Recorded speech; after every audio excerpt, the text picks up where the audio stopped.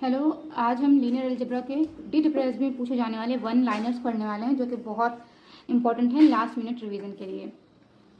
तो सबसे most important है, rank of matrix is the highest order of non zero minor of the matrix. इसका मतलब है कि अगर हमारी कोई मैट्रिक्स है 3x3 की, सपोज 3x3 की हमारी मैट्रिक्स है, तो ये जो इस मैट्रिक्स का जो रैंक होगा वो इसके जो माइनर का ऑर्डर होगा वही होगा। मतलब अगर 3x3 की मैट्रिक्स है, अगर हम इसका डिटर्मिनेंट निकालते हैं और वो 0 आ जाता है, तब इसकी जो रैंक होगी वो 3 नहीं होगी, वो 3 से लेस होगी। वो 2 भी हो सकती है, वो 1 भी हो सकती है।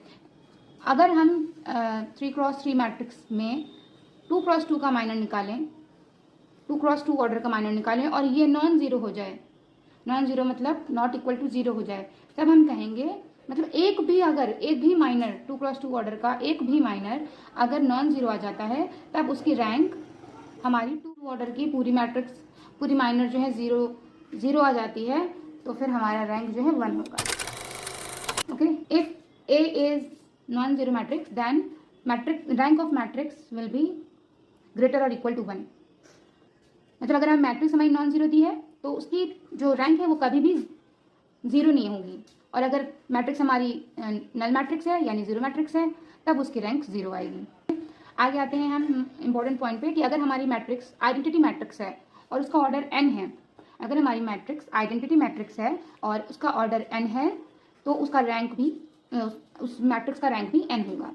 ओके, ये मोस्ट इंपॉर्टेंट पॉइंट है कि अगर हमारी कोई मैट्रिक्स डायगोनल मैट्रिक्स है, डायगोनल मैट्रिक्स है, डायगोनल मैट्रिक्स मतलब अगर हमारे डायगोनल में ही सिर्फ एलिमेंट है तो हमारी डायगोनल एलिमेंट, बाकी सारी 0 वैल्यू हो जाए, तो वो डायगोनल मैट्रिक्स हो जाएगी। उसका जो रैंक होगा, वो जितने भी उसमें नॉन जीरो एलिमेंट्स हैं वही हमारे रैंक हो जाएंगे। Number of non zero element in diagonal, diagonal में जितने भी नॉन जीरो एलिमेंट होंगे उतने ही। जैसे हमारी ये मैट्रिक्स दे रखी है, इसमें डायगोनल में 3 नॉन जीरो एलिमेंट हैं, तो इसकी जो रैंक हो जाएगी 3 हो जाएगी। यहाँ पे आप देख पा रहे हैं इस डायगोनल में ये भी डायगोनल मैट्रिक्स है, लेकिन इसमें सिर्फ 2 एलिमेंट हैं, तो इसकी रैंक 2 हो जाएगी।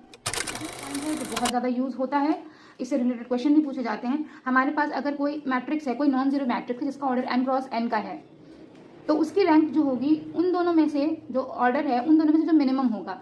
फॉर एग्जांपल, अगर हमारी जो मैट्रिक्स है वो 3x2 ऑर्डर की है, तो इसकी जो रैंक होगी वो इन दोनों में जो मिनिमम होगा, 3 और 2 में मिनिमम कौन है, 3 और 2 में मिनिमम कौन है, 2, तो जो इसकी जो रैंक होगी वो 2 होगी, और 2 से छोटी भी हो सकती है, मतलब बड़ी वाली नहीं होगी, मिनिमम वाली होगी। इन दोनों में मिनिमम होगी या इससे भी छोटी होगी, 3 कभी नहीं होगी। ओके, नेक्स्ट पॉइंट हमारा, अगर एक कोई